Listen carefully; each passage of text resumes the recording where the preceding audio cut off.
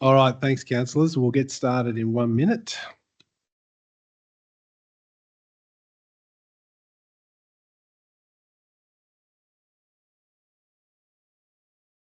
All right, we online?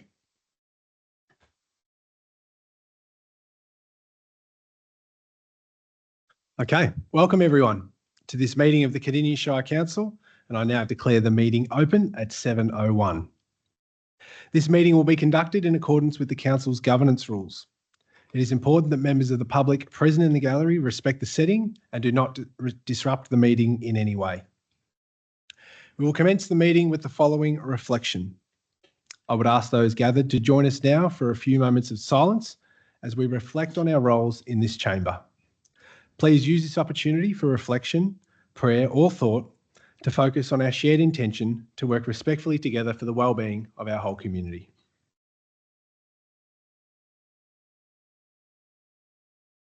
Thank you, everyone. The Cardinia Shire Council respectfully acknowledges that we are on the traditional lands of the Bunurong and Wurundjeri people and pay our respects to their elders past, present and emerging. We only have one apology tonight, and that's from General Manager Debbie Tyson. Declarations of interest. Councillors, are there any declarations of interest?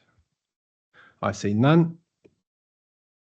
There's only one item in the agenda tonight, and it is item 7.1.1, the annual report. The officer recommendation is that Council note the annual report 2023-24. Do I have a mover, please? Councillor Springfield. Thank you, Mayor. I move the officer's recommendation. Thank you, Councillor Springfield. Is there a seconder? Councillor Davies.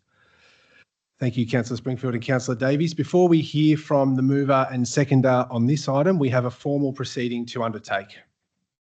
Under the Local Government Act 2020, it is the Mayor's duty to present the annual report at a public council meeting, which is almost like a local government equivalent of the State of the Union.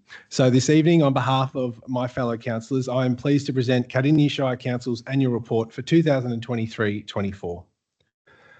We present this report as a record of our operational and financial activities over the past year. It highlights our achievements, addresses challenges we faced, and showcases our commitment to the community. Despite ongoing cost pressures, Council's financial position remains stable in 23-24, concluding the year with a surplus that exceeded our initial budget. Our budget reflects our efforts to address financial challenges while prioritising existing services and infrastructure, as well as delivering a range of projects that align with the community's vision. In 23-24, a number of financial pressures faced Council, but we also saw an increase in the cost of living pressures facing our community.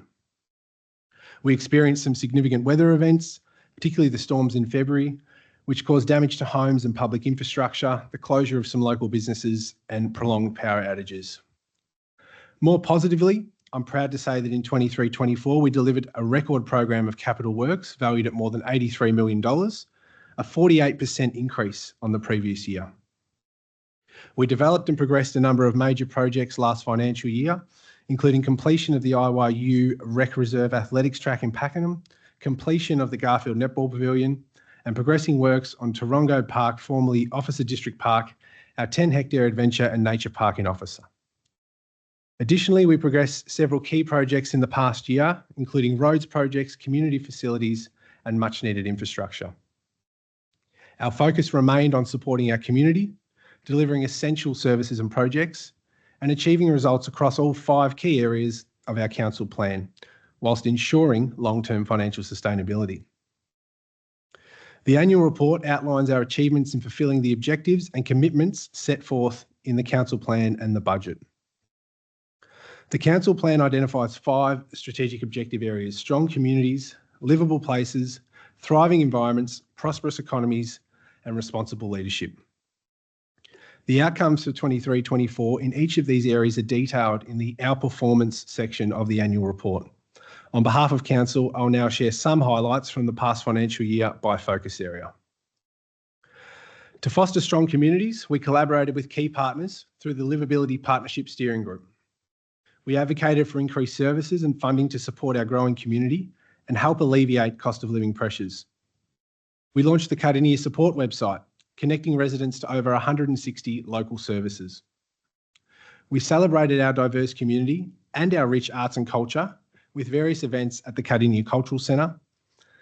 And our community safety framework was created and endorsed, establishing an evidence-based approach to community safety.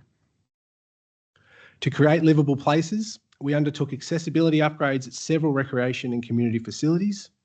We continued advocating for increased investment in vital transport infrastructure from the state and federal government. Shared pathways and walking tracks were developed and upgraded right across the Shire.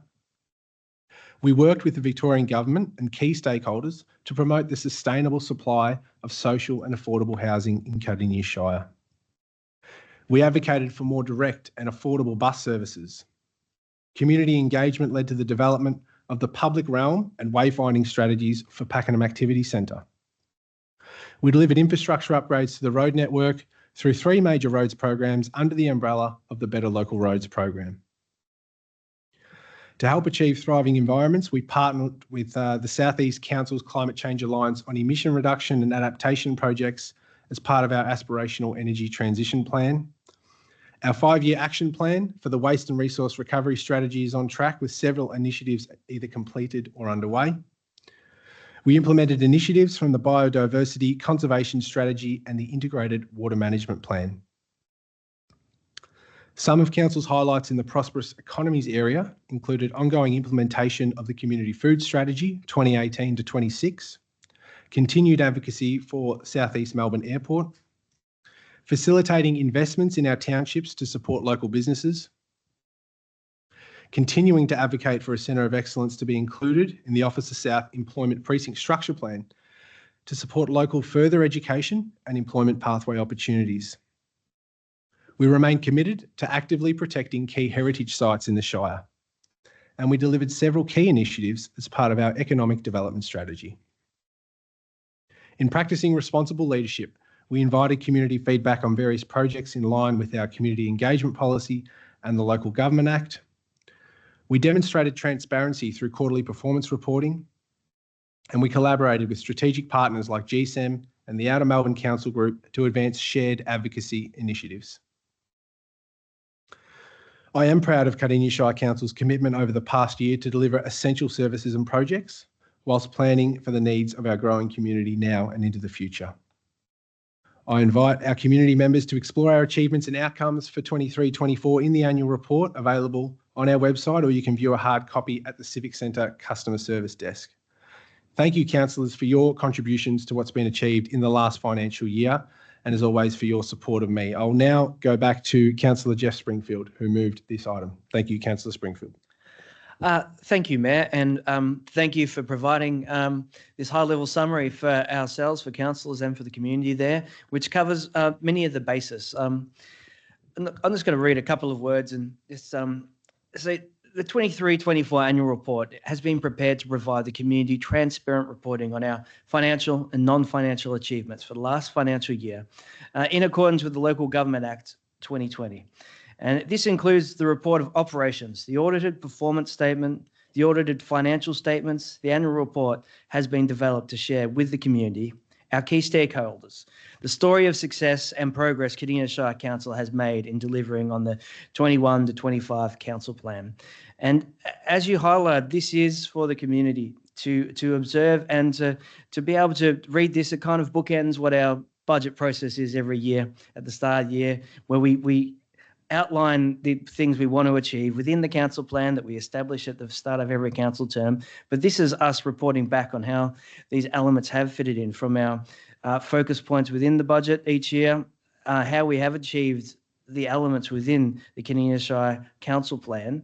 And I really welcome residents to come and look over this on the website or come in person. You can read through a hard copy to come with this journey with us on council, but to also have the right information to, hold council to account to the elements that you see are missing for the future council plans that we developed, and for the future councils to understand what we focus on why we do our things to try and deliver for the community with the finance we have is really important for community to, the best they can understand that, then the more they can ask the right questions for us to improve together moving forward. And it's all about us working with community to move forward, because every one of us in this room, every staff member I've crossed paths with, as well as all the community out there, they all want the same thing, and they want to get the most efficient value for money delivered out of what we do for them in this organisation. So only together can we progress and really move forward like this.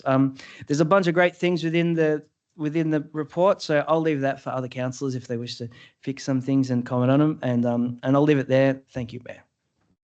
Thank you, Councillor Springfield. I'll go to your seconder, Councillor Davies. Thank you. I'd like to speak from a place of gratitude. On page 31 of the annual report, which is page 38 of the meeting agenda, Cardinia's population projections are listed, and this council has had the honour of serving 129,000 wonderful neighbours. And I'd like to thank the 641 council officers for the tremendous effort it takes to get the job done. Staff numbers are listed on page 40 of the annual report, which is page 47 of the meeting agenda. And 641 people, that is quite a team.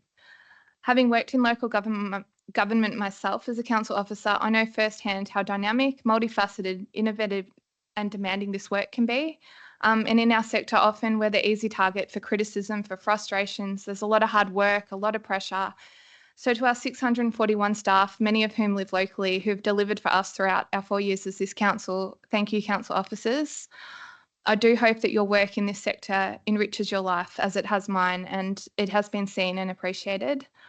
I'll refer also to page 26 of the annual report, which is page 31 on the meeting agenda.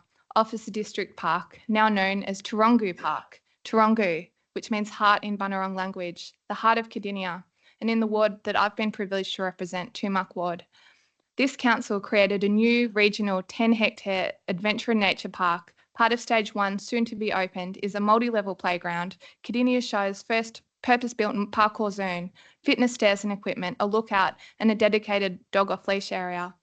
The total investments listed in the report at $9.072 million, the majority funded by council. And we thank the Victorian government contributions, $2.2 million from the Growing Suburbs Fund and $400,000 from their new and upgraded Dogs Park program. And we also thank the federal government for their contributions of $435,000 for community infrastructure. Huge investments and huge efforts by the council officers. So for me to have the opportunity to lead this as the ward councillor, what an absolute honour and privilege. And given this is our last meeting, many projects we see stopped, funding costs rising, and these successes like Officer District Park, Tarongu Park, they don't happen by accident. Delivering for our community is hard.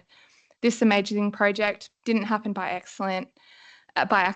And as the ward councillor, I had ongoing communications with the responsible general manager, Lily Rozek, unfortunately, who no longer works here, but she sure was one of the best. And I kept some gentle pressure on, and we knew that this might not happen. And there was many changes, so much paperwork going back and forth between levels of government, so many scope changes, but we got there. Stage 1's about to open. It's been an absolute honour as a ward councillor to make a $9 million project happen. Cardinia Life comes next, and like Officer District Park, that won't happen by accident. So whether funding happens via state or federal grant contributions, perhaps a public-private partnership, some other creative approach, I'm confident that the next council will find the answers to keep the gentle pressure on, because when the community needs it and wants it, it happens with a good council. All right, Councillor Davies, sorry, you're just over time. Would you like to ask for an extension? Yes, please. May I have an extension? Move, Councillor Ross, seconded. Councillor Owen. We'll go another minute. Thanks, Councillor Davies. So to the community, 4 years ago you voted for me and you gave me your trust. What an absolute honour. Can there be a bigger honour? A local mum working part-time as a traffic engineer to be trusted by 10,000 people to make a sidestep into the decision-making as an elected representative. The legacy I hope to leave is one of effort, commitment and integrity. I believe in a future where we, as a community, can trust our government. Trust needs to be earned. And if I may acknowledge Tony, Wayne, Elise, Samantha, Sam, Ted, Phyllis and Rosie in person here tonight, and there are 2 others and I don't know your name, sorry. Thank you for being active members of our community. Thank you for pushing me, for keeping me busy, for the hard questions, for the frustrations. and for making me listen when my ego got in the way, because that happens to us all. And I thank so many others. I've been so proud to work for you and with you, and to hear I've earned your respect or your support. Sorry, Councillor Davies, can you please speak to the report? Respect of the Okay. community is not related to the report. Okay, well, the report is for the community, and I would like to say to the community, thank you so much. And that's the conclusion of my speech, Mayor. Okay, are there any other speakers to the annual report? Councillor Owen. Thank you, Mayor. The purpose of this report is to present to Council for consideration the 23-24 annual report, including the financial statements and performance statement. Section 98 of the Local Government Act 2020 requires councils to prepare an annual report in respect of each financial year. Section 100 also requires council to hold an open meeting to consider the annual report, which must be held in the year of the general election on a day not later than the day before the election day. So hence why we're having it tonight and the legislative requirements to do so. So the annual report contains the report of operations, detailed account of key activities as highlighted, and also our achievements by council towards the delivery of the council vision and the 5 strategic objectives and strategies contained in the 21 to 25 council plan. So what's in the report is a really good snapshot of the fast facts of this report. You know, how many people have been born in our Shire, garbage collected. It's a really good summary on page 15 of the agenda. Really good, detailed. How many unsealed roads, that we have, which is obviously a real challenge for our Shire. And the following page, on page 16, is how revenue is spent. How $100 of revenue is divvied up, and it's a really good snapshot for residents to have a look, and I encourage residents to do that. So that provides a really good summary. I do like this report. It's a great snapshot of our achievements, the projects, the initiatives, also our financial position, and also does highlight areas that we need to improve. And we talked about that tonight at briefing of areas such as planning, statutory planning days, etc. So I encourage everyone to look at this report. Thank you. Thank you. Are there any other councillors who would like to speak to the annual report? Councillor Carol Ryan.